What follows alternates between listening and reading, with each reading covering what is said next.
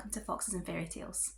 This is my reading vlog for the second half of March and the second half of Realmathon, a readathon where I joined Team Monarch and tried to help my team by reading as many political, unreal settings and urban settings as I could in the month. As you would have seen on the thumbnail, I surprised myself by picking up Sunrise on the Reaping this month. Sunrise on the Reaping is the fourth Hunger Games book, and it is a prequel set between the Ballad of Songbirds and Snakes and the original Hunger Games novel. Because I didn't plan on picking up the book in advance, and because I just didn't happen to check in about it that often, I don't have very much spoilery footage at the moment in this vlog, but I do want to talk about some of the predictions I made while reading and whether or not they panned out. So to keep this as fair as possible, and because I know a lot of people really won't want any spoilers at all until they get a chance to read it, I have taken any footage relevant to Sunrise on the Reaping and anything that might be considered spoilers and moved it all to the very back of the vlog. I'll put a timestamp in the description below, and if you're only here for the Hunger Games content, you can skip straight to that. If you're the opposite and you don't want to hear anything about Sunrise on the Reaping, you want to avoid any and all spoilers, then when I start talking about spoilery content for that book, I will put the word spoilers up on the screen and you can just kind of nope out of the video at that point. It's going to be right at the end so you won't miss anything else. With all that said, let's get into the vlog. It is Monday morning, so the Gala of Peace has just ended, and I'm really pleased with how I got on at reading some shorter and quicker books. I didn't pick up the audiobook that I planned to start, so I'll be starting All Systems Red by Martha Wells this week instead. But I did get through quite a lot of the short pieces on my Kindle. I read a couple of non-fiction journal articles. I'm really not a big non-fiction reader, so when I do, it tends to be journal articles rather than books, and those have been kind of building up on my Kindle for a little while because how often do they count for readathons? Since Realmathon was quite open about that you could read kind of anything you wanted, I decided to take the opportunity and read some of those. In terms of fiction, I read Alix Harrow's The Night and the Butcherbird, which was a short novella. I enjoyed that. It was a dystopian and I thought it was just the right length to cover the world building it had without going on too far. I also read The Orb of Cairado by Katherine Addison. This is a spin-off novella set in her Goblin Emperor world that happens around about the time of the Goblin Emperor novel. It takes place in an entirely new setting with entirely new characters, but it's her take on the universities and scholarship in her world, which has kind of been threaded through some of the other books. It has an almost Indiana Jones treasure hunt quality to it, and I had a great time. I do think it's not somewhere you would want to start the series because it does throw you in without any explanation of how the world works, and it doesn't give you the time that the book does to get used to her naming conventions and that kind of complicated fantasy element. I then read 4 short stories from Johannes C. Evans. They were all queer stories and they were all really enjoyable. There was Very Well, A Man's Indentures, Steps Ahead, and Hitting the Books. Of the two, A Man's Indentures and Hitting the Books were my favourites. A Man's Indentures is a fantasy romance in a fictional setting, and it is an indentured man is dispatched to an island to be a bailiff's bodyguard. It had kind of some dark elements, obviously indentured servitude, and there was kind of unconsensual body modification going on, but despite the really dark themes, the book managed to still be very hopeful and very uplifting.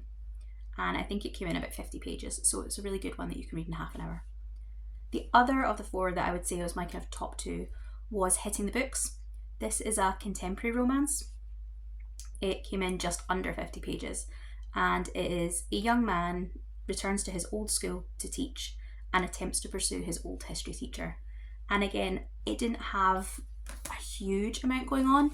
It did have a nice kind of talk about British politics. Thatcherism is mentioned and what you're allowed to teach on the curriculum. There's a brief mention of like Section 28 being a past thing, and I thought it was a really good story. I really enjoyed the 2 main characters and the kind of the background cast of teachers that are going on while the story happens. It also has some nice references to like Welsh language, and uses a couple of Welsh terms and names and things like that, which are explained at the beginning of the story. So going into week 3 of the month and the kind of second half of the readathon, I said in my last vlog, I have decided to give up my Agatha Christie cards picking from my possibility pile, because there was just too many things that came up that I wanted to read, that I want to get done this month, that leaving it up to chance just seemed like it was going to be really stressful, because I was going to have to do even more outside of those. So I'm just going to be picking what I want to read this for the next couple of weeks, and I have a massive list that I'll never get through anyway. So for the audiobook that I'm going to move on to next, as I said, I do still want to get to All Systems Red.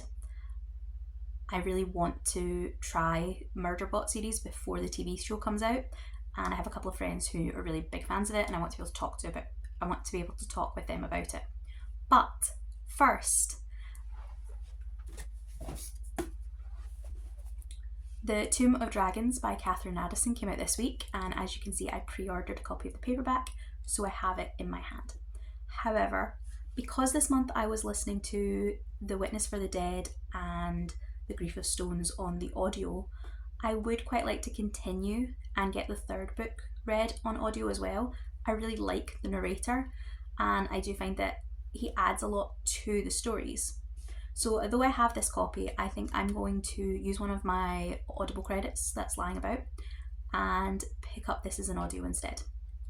For physical books, I have 2 book clubs that I want to read for, so I'm going to do them now so that it's not something that's left at the very end of the month and becomes very stressful.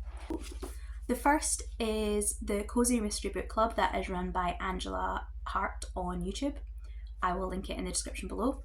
Every month we read a cozy mystery and then discuss it in a live stream. The third book that I'm going to start this week is Painted Devils by Margaret Owen.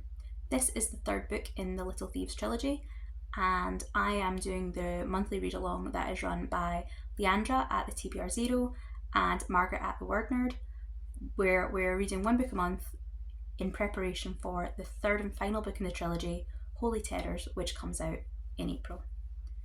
I started this, I've read a couple of chapters. There was a live sprints, and I did start it, but I haven't got very far through it. Yeah, apparently I'm on chapter 5, so I still do have most of this book to read. You can sort of see there where I am. So I still do have the vast majority of it to get through. So that honestly will probably take me most of this week. If I can get through those 3, I'm probably doing pretty well. But I will check in with you as I go through the week, and we'll see if I get through them, if I pick up anything else, and if that's all I get done, then I will decide what I'm going to read at the end of the week.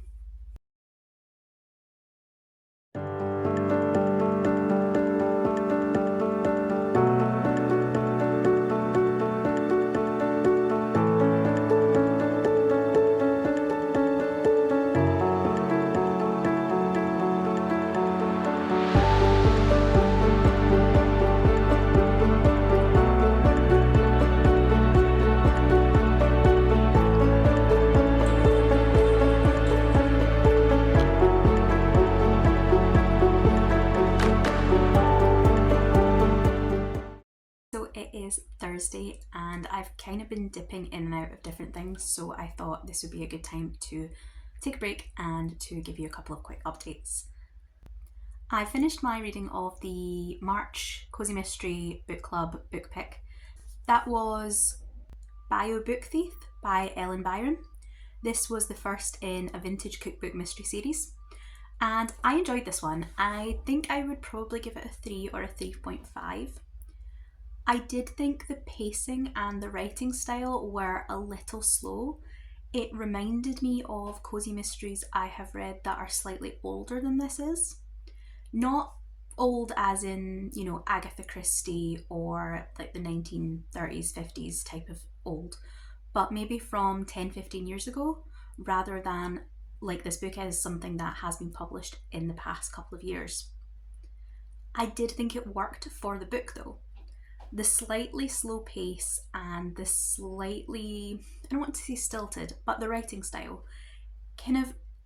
it reflected the New Orleans setting really well. It had that really soupy, dense heat atmosphere came through in the writing and the pace of the story. I'm not sure that was the author's intention, but if it was incredibly clever and incredibly well done. I definitely got that kind of sleepy, slow-paced, it's too warm to do anything type of vibe as we went through Ricky's story. The one thing in particular, though, that I didn't like about the book was the love interest. And this is maybe just me, because I'm always going to look for more kind of queer representation in cozies, since it's such an underused part of the genre. But this book is one of the very, very few times when I would have been all for the amateur sleuth to have started a relationship with the investigator, the detective, the sheriff, whatever it happens to be. That's something that happens so often in cozies, probably 9 times out of 10. And when it does, it's always hit or miss for me whether it feels like it's an earned romance or just something that's being done because it's the standard in the genre and because it allows the author to have a convenient source of information for our amateur sleuth. In this one, however, I thought that Ricky and Detective Nina had a really nice dynamic between them. They had really good chemistry and they had a really nice kind of teasing banter going on. And I think they would have been a great couple if it had been left to develop. Unfortunately, the book makes a point of Ricky saying that there's absolutely no chance of that happening because it's so obvious that other characters do make a note of it. However, instead we get a romantic setup with a male character, as standard, who wasn't anything special. I didn't feel any particular connection between him and Ricky other than that we were forcibly told she had a crush on him. And also, he was barely in the book. So I felt that was a real letdown, and it would have been a really nice change of pace if we could have had that. One, because of the representation, but also just because it felt like the more natural relationship. As I said, overall I did enjoy it. It's probably a 3 or a 3.5, but it would have gone up to more like a 4 if it had had that more convincing romantic relationship. It's probably not one where I'm going to be looking for the sequel, but I also probably would read it if it came across my path. The next book that I finished was a really quick one, so there's been no kind of in progress comments, thoughts. I read the audiobook for Murderbot by Martha Wells. This is one that has been on my kind of potential TBR for ages. It's such a beloved, hyped book, and I wanted to read it because I've seen recently a few of my friends start to talk about it, and because the TV show adaptation is going to be coming out quite soon. While I did enjoy it, I knew it was going to be a hard sell because it's sci-fi, which really isn't my preferred genre. I did think it was a good story, but it didn't reach those kind of highly vaulted heights for me. Again, it was maybe somewhere around a 3.5 or a 4. However, it was really short, and as far as I'm aware, the first 4 books in the series are all similarly short novellas. So what I'll probably do is read the first 4 novellas and kind of count that mentally as having tried the first book. I think the TV show is going to cover potentially all 4 of those novellas because that's a kind of single plot arc. So it would make sense for me to read those, and it's really no more work than it would have been to pick up a single book. I enjoyed the character of Murderbot. I definitely thought the strength of the book was that character and that kind of voicey writing. It's the first time I've read Martha Wells, and I think that's something that probably translates across most of a writer's books. If they can do character and voice well, even if the plot doesn't particularly grab you, hopefully that's something that they will have in other genres. So I know she has written fantasy in the past, and I do have one of her fantasy books on my shelves, so I'm definitely going to make a point of trying to pick that up, whether or not I go back and read the entire Murderbot series. I'm a little disappointed that I didn't get this really almost universally beloved book being one of my new favourites. It's always a little sad to miss out on that kind of feeling of enjoying what everyone else is, but I am glad I tried it. For the books that I currently have in progress, and sticking with the theme of something that is universally beloved, I have decided to pick up the new Hunger Games book, The Sunrise on the Reaping. I have read the first book and I have seen the 3 films and the prequel film, but I've not read the rest of the books. I wasn't planning on picking this one up. While I enjoy the Hunger Games movies, I've always felt they've done a decent enough job of telling the story that I haven't been kind of motivated to go and pick up the books myself. There's been so much hype around this book and so many people have been talking about it, talking about how emotionally devastated they've been. I know there is a movie probably in the works, but I just decided that it was available on Everand, which I was quite surprised by. So I decided that I was going to go for it, and I have started it on my walk today. I am hitting, I think everyone tells me I'm about the 17% mark. So we have kind of kicked off the inciting incident and started the kind of setup of the main story. And I have to say, the writing is so easy to read or to listen to. It just flows incredibly well and kind of carries you away in it, and the plot kind of happens without even noticing. It's beautifully written, and the characters are just really smoothly painted.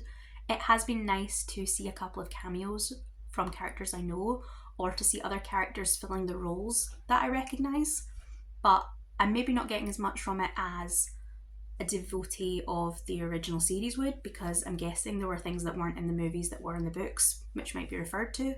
But I am really enjoying it, and I think it's going to be one of my favourites this month, I think.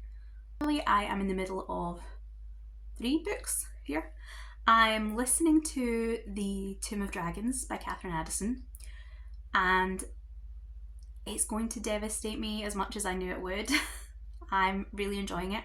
At the moment, again, I think I'm around about the quarter mark, but I'm trying to drag it out because I really don't want to get through it too quickly. I don't want it to end, because I'm really sad that I'm going to be leaving this kind of world in the Cemetery of Mallow.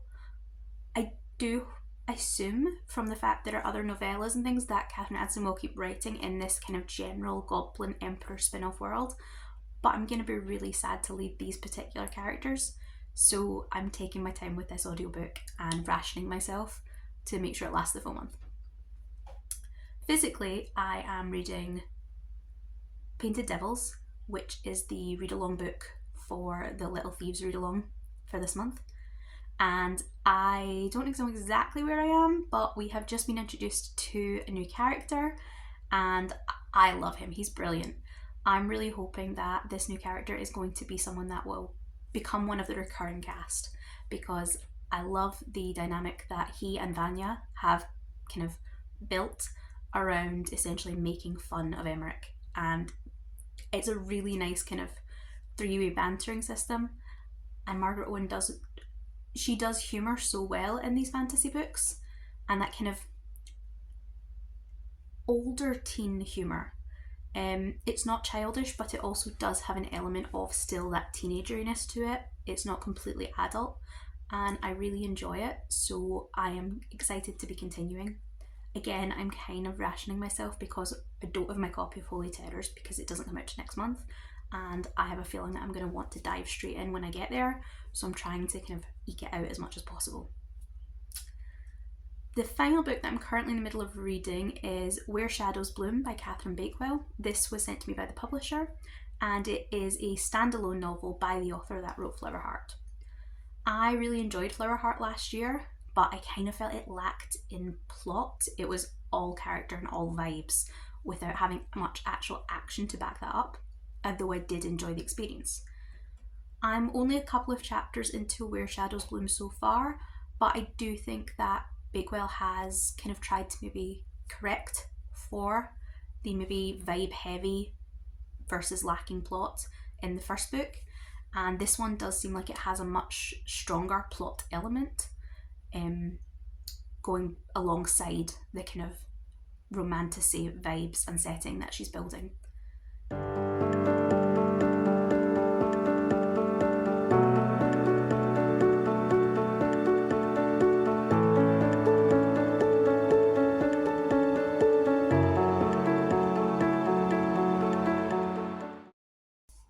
It's Monday morning and I've had a great reading weekend.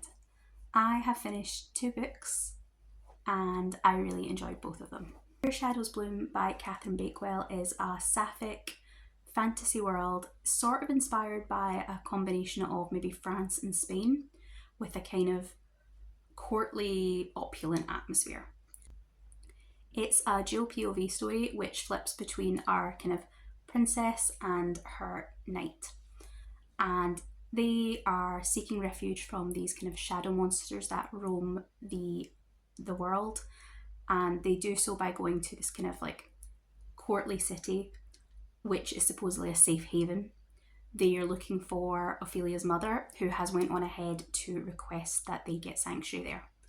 Once they're there, it turns out that there are lots of secrets going on, and the world, kind of the court, pulls the two characters apart.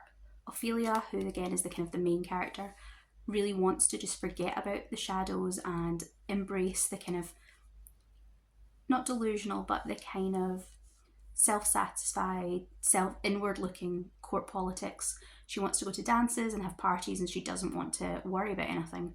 Whereas Lope is more kind of practical, and she wants to figure out what is happening and why the shadows have been killing people. I enjoyed the book. I thought it was stronger than the previous Catherine Bakewell I read. Flowerheart I thought was very much just vibes, whereas this one had a much stronger plot. So I think if you are looking for something kind of more action-packed of the two, this is the one to pick up. I wasn't a massive fan of the characters. It took me a while to get used to them. Ophelia especially is very naive. She's very much a dreamer, a storyteller, and she came across as quite selfish for quite a lot of the book. But over the course of the novel, they did both grow on me, and I found myself really enjoying it by the end. Although it's kind of French and Spanish inspired in terms of world building, I would say, it did also kind of pull from elements of Greek mythology. So I think if you're interested in any of those things, this might be one to try. The second book that I finished this weekend was Painted Devils by Margaret Owen. This is the second book in the Little Thieves trilogy, and I've been taking part in a read-along for the series that is hosted by Leandra at the TBR Zero and Margaret at the Word Nerd. I was rereading Little Thieves last month, but this month was the first time that I have read Painted Devils, and I had a great time with it. It took me a little bit longer to sink into the world, partly because obviously it wasn't a reread, and partly because this book sets Vanya off on her own. At the start, she's off outside of the city we've known, away from all of her allies, and in a brand new setting with lots of new characters. The new characters that were introduced, though, I ended up really enjoying, and of course we did see some of the characters we've known from Little Thieves come back quite quickly, especially Emmerich. He plays a big part in this book as well, which is nice. Him and Vanya have a lot of time building up their relationship. There's lots of distrust between the two of them, there's lots of conflict, and a lot of kind of discussion of what the relationship between the two of them does or should look like as it goes forward. Little Thieves was very much the Goose Girl retelling, and it kind of hinted at a broader world beyond that, whereas I think Painted Devils really does expand that world, and it set up lots of kind of new interesting locations, lots of new interesting elements of the society, and lots of new kind of ways for Vanya to interact with the different people that she meets. The ending especially was really dramatic and sets up a really interesting kind of conundrum for Holy Terrors, which I'm really looking forward to reading to when it comes out next month. I have several audiobooks on the go at the moment, which isn't the way I prefer to read audiobooks, but I had different things that I wanted to pick up, and it's just the way it's turned out. I'm currently reading still the Tomb of Dragons by Katherine Addison. It is the third in the Cemeteries of Amalo series, and that came out this month. Katherine Addison's one of my favourite authors. The Goblin Emperor is my favourite book. I adore this series, and I just had to pick it up straight away. The other books that I'm currently reading or listening to are The Hollow Places by T. Kingfisher, which is a reread. I read it, I think, last year, but I was talking about horror with someone and it came up and I really wanted to reread it, so that's what I'm doing. The final book that I've picked up is The Sunrise on the Reaping, which is the new Hunger Games book from Suzanne Collins. I've not read the Hunger Games series. I have read the first book, but I've seen the movies multiple times and I really enjoy them. I've also seen the Ballad of Songbirds and Snakes, but not read that one either. So I wasn't really intending on reading this book. I thought I'd probably get the most relevant plot points from kind of pop culture and from whatever goes down on Blue Sky and Twitter and whatever, and just wait on the inevitable movie. But it turned up on Everand and it was available. Plus, the Realmathon Discord server has been buzzing about it. Everyone's been saying it's emotionally devastating. One of my best friends in real life, it's her favourite series, and she had a pre-order, she was ready. So when I kind of said I was interested, she was kind of immediately offered to buddy read it with me. She's finished. I'm sitting at about 50%, and they have just entered the arena. I don't want to talk about this one too much because I know it's really popular and I don't want to spoil it. But I am enjoying it. Again, I think Suzanne Collins' writing is just so readable that you kind of almost forget that you forget it's a story and you just become immersed in the world. At this stage, she's already managed to do quite a lot of interesting things. There's definitely references to kind of real world societal issues. There's a lot of discussion about media and appearance and kind of how that impacts how we see things. There's also been some nice cameos that even I picked up from the movies, but I assume there'd be even more so if you were fans of the books themselves. And I also feel that this book is more directly tying the Hunger Games world back into our world, if that makes sense. Obviously, it's kind of common knowledge that Panem is the United States or whatever in the future. But I feel that this book, again, maybe it's because I hadn't read the books, maybe I'm only going with what the movies show, but I do feel that this book more has quite a lot of threads that kind of tie things together. Characters' names, references to songs and poems and kind of events that feel like we're really making that kind of link to being the States much more obvious in world than it's been before. But that could just be because I haven't read the first books, obviously. I think it's really interesting and I'm really loving it. Haymitch has always been one of my favourite characters in the films.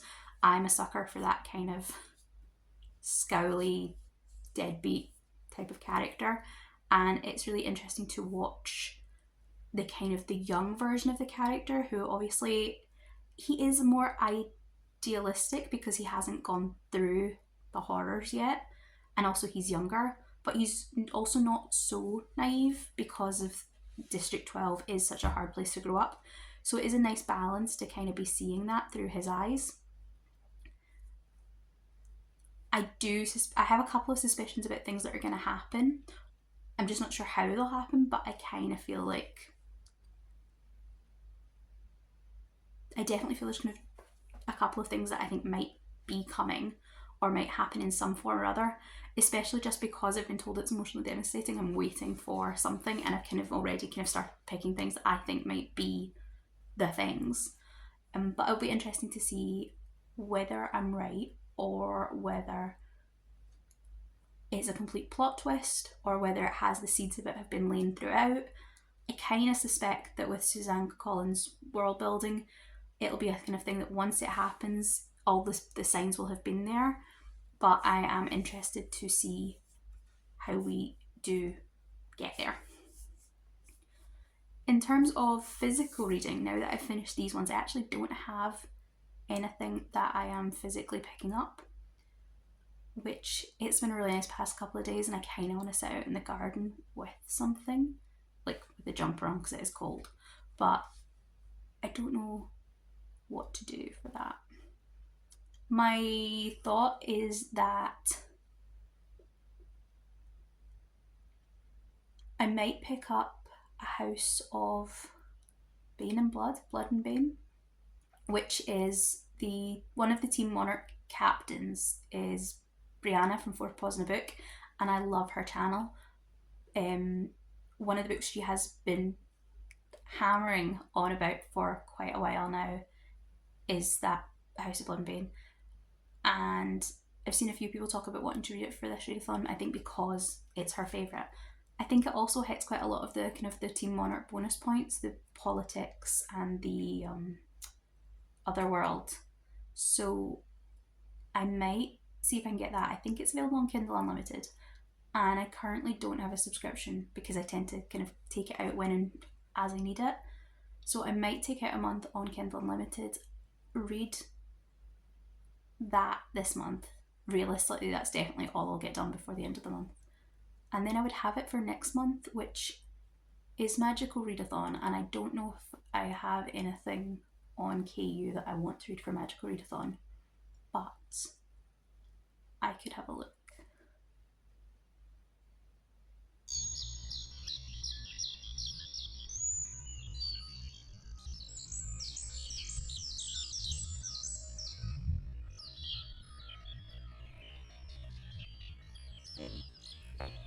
So I had a really good reading day today. I finished 2 books and they were both really good.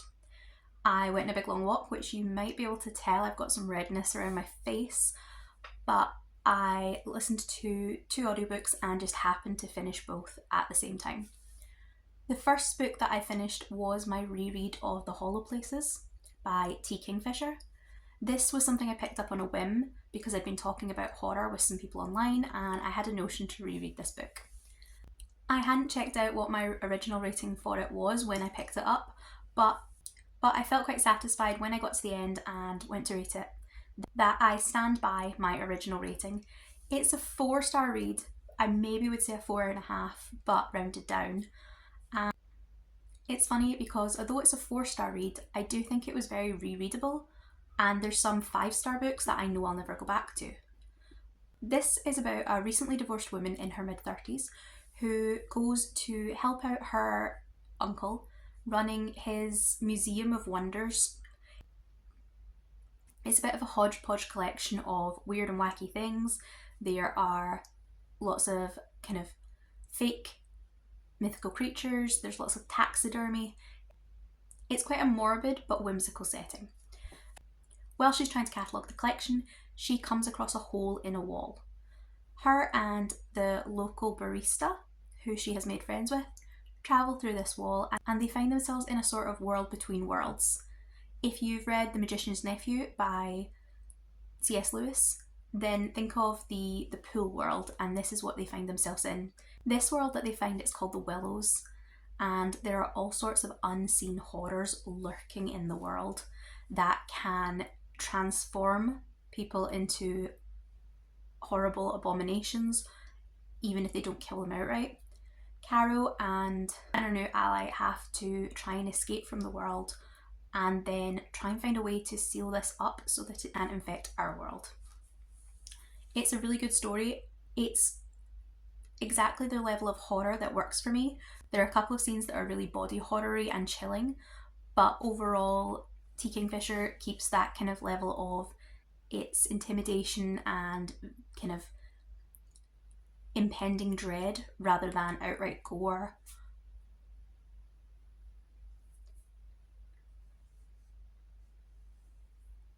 There are some really body horror moments, but I don't feel like it feels gory, if that makes sense. It's one I really recommend for anyone who's like me, maybe not a huge horror fan, but does want something that's just going to creep into your nightmares.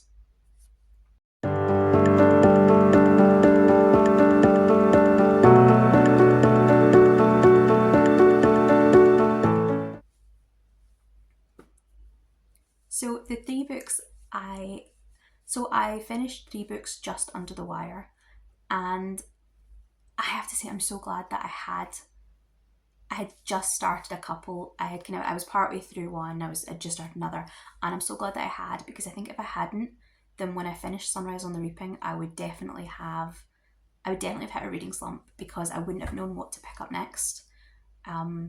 Even now, I've been finished that book for about a week, and I still kind of find myself thinking about it. I still come back to it. I definitely want to grab the movies to watch at some point this week. And I think if I hadn't had something kind of already started, or at least very, very clearly in mind, I would probably have just I wouldn't have picked anything up, I don't think. So that's worked out really well. The first was The Tomb of Dragons by Katherine Addison, which I have been slowly listening to the audiobook for since it came out around about the middle of the month. I'd heard it was the third and final book in this trilogy, and I knew I wasn't going to want to race through it. I was going to want to savour it, and really, I just love this world so much. Having got to the end, it was a 5-star read. I think it done a really good job of pulling elements from the first book through the second book and then into this third one in a way that it didn't feel like something was set up until it kind of played out. And it's a wonderful trilogy. I really enjoy it.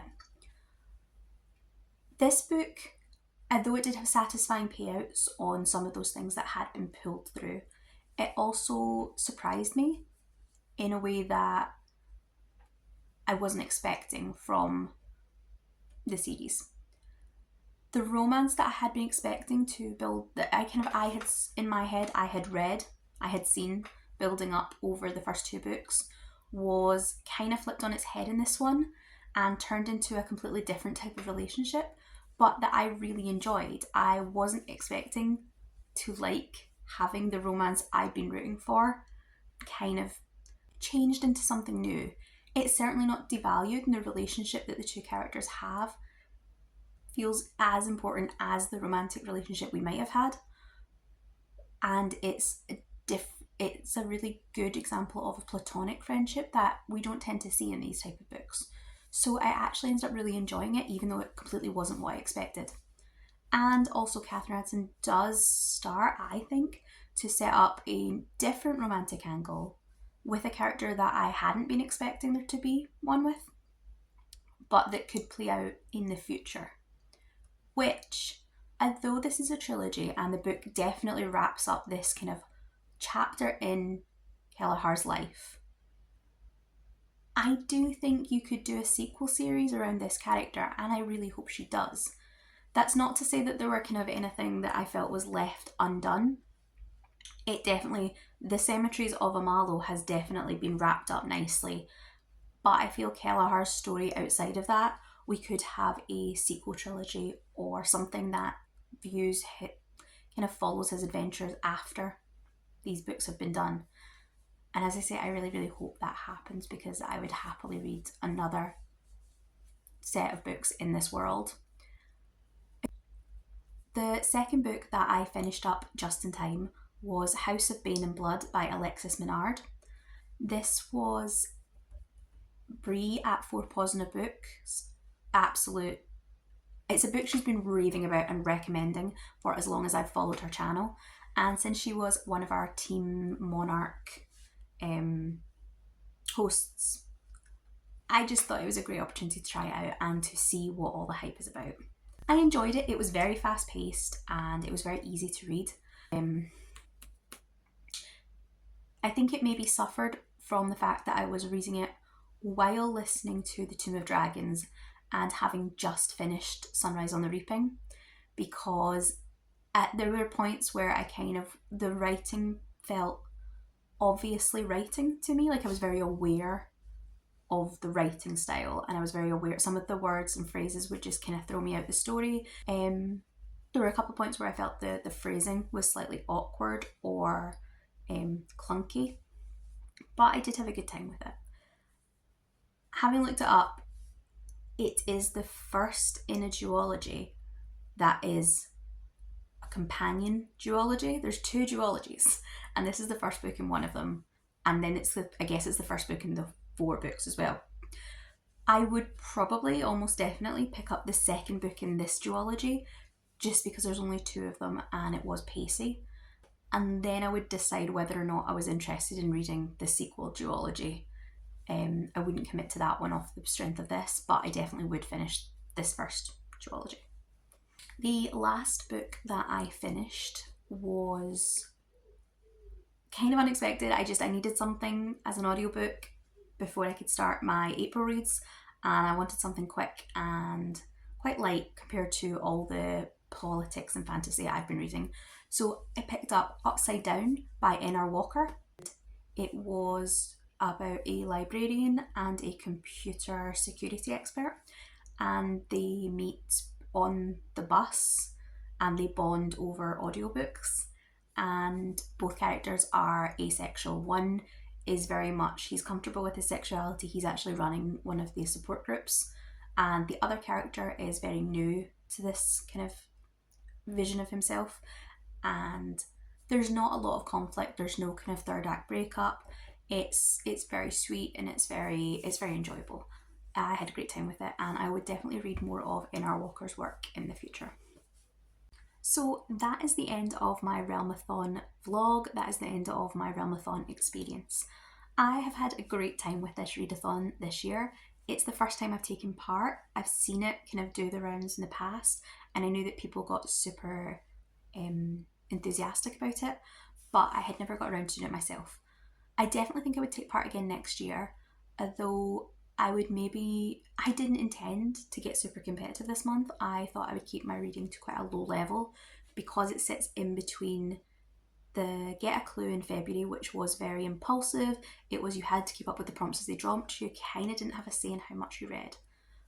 And then in April, I will be doing the Aurelian Magical Readathon, which, although it doesn't have a huge number of books, it's got enough to be a challenge, and it's got a really active Discord community that I do want to take part in. I just kind of planned to read what I wanted to and then submit my books as they fitted in. I ended up, because of the Discord, getting quite into it, and I probably read books that I wouldn't have read without this readathon, and also probably read more than I would have without this readathon. So I really enjoyed taking part, even if it didn't give me that kind of like rest month that I had planned for it to. I think my favourite book of the month has been Sunrise on the Reaping. Partly the reason I picked it up was to talk about with a friend who does love it. But part of it was just the hype in the Discord, and yeah, it was definitely worthwhile. I'm so glad I picked it up. The very, very close second to that would be the Tomb of Dragons by Katherine Addison, but I did know I was going to love that going in, and I knew it was probably going to be one of my favourites of the month, so it feels like less of a surprise. If you're not interested in hearing about Sunrise on the Reaping, then this vlog can end here. I really hope you've had a good time hearing about the books I've read. I hope you've maybe found something that you might be interested in picking up, and I'd really love it if you could like this video and subscribe. If you are interested in the Hunger Games, or if you want to know my thoughts as I was flipping through Sunrise on the Reaping, that's coming up next. The second book that I finished was Sunrise on the Reaping. This is the fourth Hunger Games book, but it is the second prequel. So it falls between the original prequel, Ballad of Songbirds and Snakes, and the original Hunger Games book. It's set during the second quarterquell, so that's the 50th anniversary of the games, and the tribute that is being sent from District 12 is one of the characters we know from the Hunger Games. It is Katniss's mentor, Haymitch.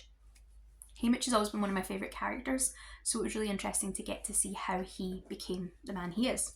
Now, because it's a Hunger Games book and because it's a prequel, I think most of us kind of had a really good idea of what you're going to get from this book. You are going to see children selected from each of the districts. You're going to see them go off and fight in a arena setting.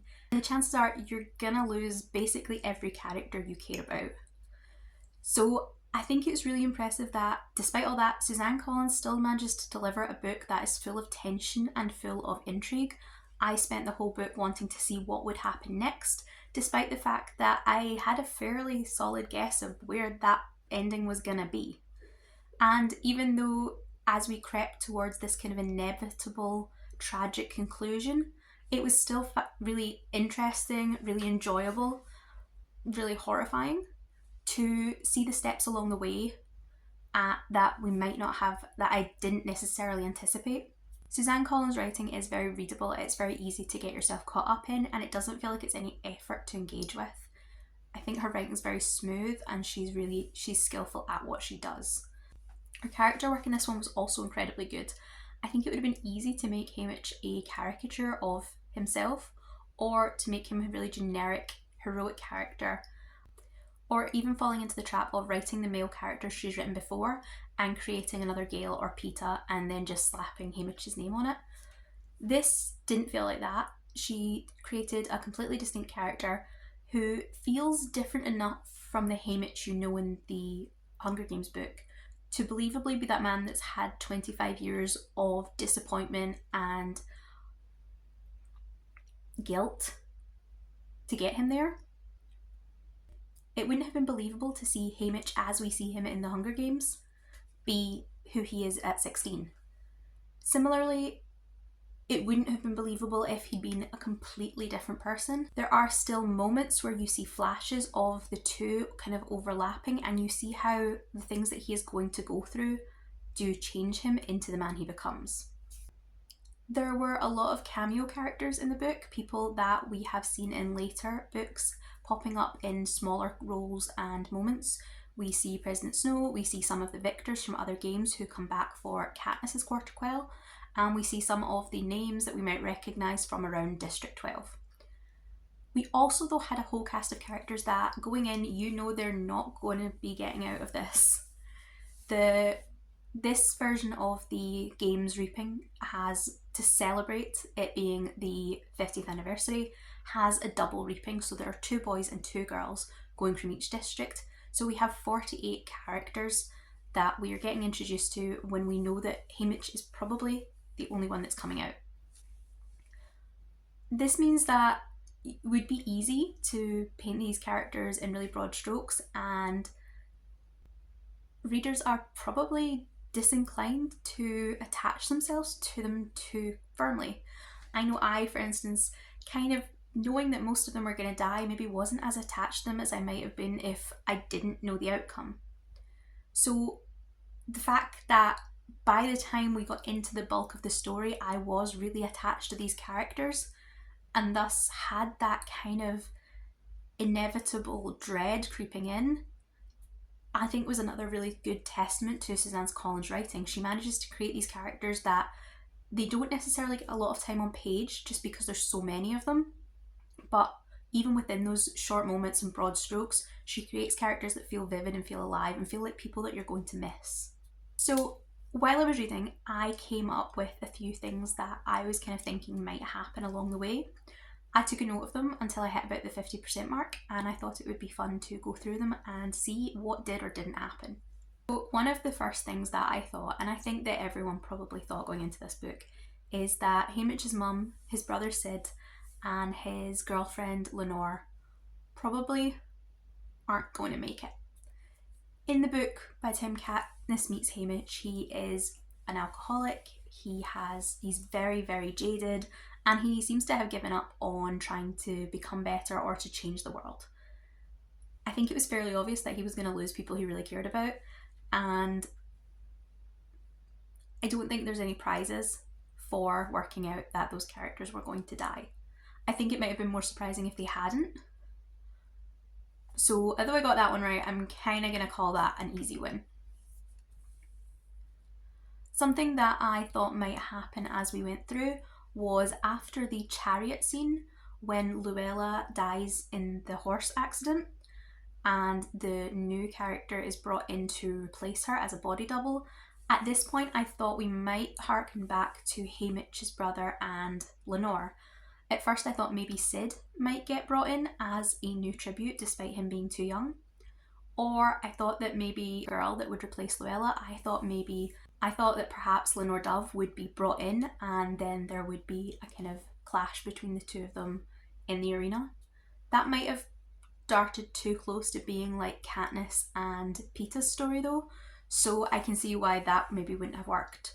But I thought it would have been interesting, especially if they had still went with the cosmetic angle and possibly Haymitch hadn't realised who Lulu was until too late.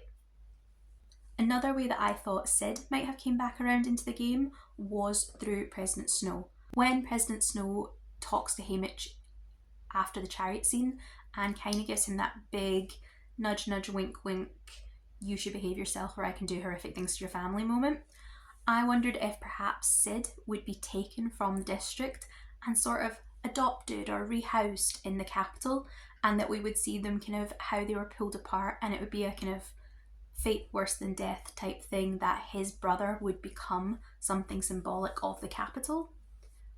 Again, obviously, if you've got to the end of the book, you know what happened, and I will be honest, that one hit me hard. Similarly, when I wasn't quite sure of how far I was along in the story, I wondered if we might play on the idea of Haymitch having to become a mentor for the next 25 years. And I did wonder if Sid might become the next tribute, either the next year or the year after. That I don't think would have worked brilliantly, because you would have messed up the pacing and the timeline if you had to jump a year only to jump back off. But I thought that might have been an interesting angle to see Haymitch's internal struggle and how absolutely paralysingly horrific it would have been for him to have been the mentor of his brother, which would then maybe make it worse when Katniss comes in again, because he has to go through it all again. Something else I had considered, but I think might have been because I've not actually read Catching Fire or Mockingjay, I've only read the first Hunger Games book and watched the films, was that I wondered if Snow might retaliate against Haymitch by not just targeting Lenore, but by targeting the entire Covey. Since I don't personally remember them being a part of District 12 during Katniss's time, I sort of wondered if, in a way to control Haymitch, and also as a kind of revenge that he never got on Lucy Gray, I wondered if that might have something to do with the finale, the Covey being wiped out or being removed from District 12 in some fashion. But that might be something that I've just missed when in my reading of the book, and that they still are there and I just didn't notice. The other two things I thought I'm going to give myself partial credit for. I thought we might play on the poem of the Raven, which obviously Lenore's name comes from, both as a reference from our world and actually in the book. I thought it might have something to do with echoes and voices. In the poem we talk about how the raven keeps calling nevermore, and the knocking on the door, and it's that kind of gradual descent into madness. And I thought that might play off the Mockingjays and the Jabberjays that have been in other books. I wondered if they might use voices or kind of calling to trick Haymitch in some way. Whether Lenore's voice might in some case be used against him. Again, that probably darts too close to things that we saw with Katniss, so it's a good thing that Suzanne Collins is smarter than I am. The last thing that I'm going to give myself partial credit for is that I wondered during my reading, as the tributes started to be knocked out one by one, I did wonder if we might have an echo of the scene with the berries between Katniss and Peeta. I thought it might become the case that Haymitch would come down to the final two, possibly with one of his District 12 allies, and it would be a face-off between them. I wondered if this would be a moment where Haymitch doesn't see the solution that Katniss sees, or that doesn't have the option to make the gamble that Katniss and Peeta make on them having that kind of staged suicide pact at the very end of the games. Although that didn't happen, I did think that the scene with the gumdrops between Lenore and Haymitch in the field, and just before the epilogue, where Haymitch feeds her the poison sweets without realising it, did sort of echo that moment with the idea of eating poison and it being just the two of them. It's sort of a moment where you can imagine Haymitch watching that scene between Katniss and Peeta on the big screen during those games and reliving the horror of watching Lenore die then, because he doesn't know that Katniss has a plan. So again, I think that's something that when you envision the later books from his point of view, you can see a kind of nice parallel, and it just twists the knife that bit deeper. So those were my kind of thoughts and feelings as I went along. And I have to say that although some of them were maybe, I did have some ideas, I was also really pleasantly surprised. I didn't think anything was predictable. I certainly didn't see the different things coming, although you kind of did. It was because a prequel by its nature is always going to have that inevitability to it. I think it was smart that Suzanne Collins didn't try to do some twist plotline. I think it becomes maybe tempting for authors at these points to do something that surprises the reader rather than makes sense. And I don't think there was a way to do Haymitch's story that didn't reach the inevitable conclusion it reaches. So I'm glad that she didn't try and trip us up with some kind of twist or turn and a aha, you thought this but you were wrong moment that wouldn't have made sense. Instead, what she gave us was a sort of story coming to an inevitable conclusion, but it had lots of richness and layers to that, and what we got was a depth instead of a turning of things on its head. We got a lot of depth to Haymitch's character, certainly, but we also got some depth to a lot of the district characters, a lot of the district politics, a lot of the angling of how the Hunger Games are presented in a way that I think Katniss maybe isn't as aware of. We do obviously see some of it as the reader, but Katniss isn't as media-minded as Haymitch possibly is at this point. He's very aware of how things look, and even more so towards the end when he sees how things are edited through. There's a very clear storyline there about media and disinformation and how you present things and influence people via propaganda. So I thought the book did a great job in maybe not expanding the world, but definitely fleshing it out and adding another layer of complexity to the society that Suzanne Collins has built in these books. I still don't think I have any real desire to read The Ballad of Songbird and Snakes or the second and third Hunger Games novels. Maybe one day I will read Mockingjay and Catching Fire, but I do think that from my reading of the first book, I enjoyed the film enough on its own that I don't really feel the need to read the books themselves. I have watched the films multiple times, and I'm probably going to watch them again now, to be honest. I definitely don't think I have any desire to read Songbirds and Snakes. It was a really good movie, but I think the story in this one I enjoyed more. I will be looking forward to seeing this film when it comes out and seeing how it holds up to the book. So that's the end of my Sunrise on the Reaping review, and it is the end of this vlog. Thank you so much for watching, and if you've enjoyed any of the content in this video, please give it a like and please subscribe to my channel to see future videos. Thank you very much, and I'll see you next time. Goodbye.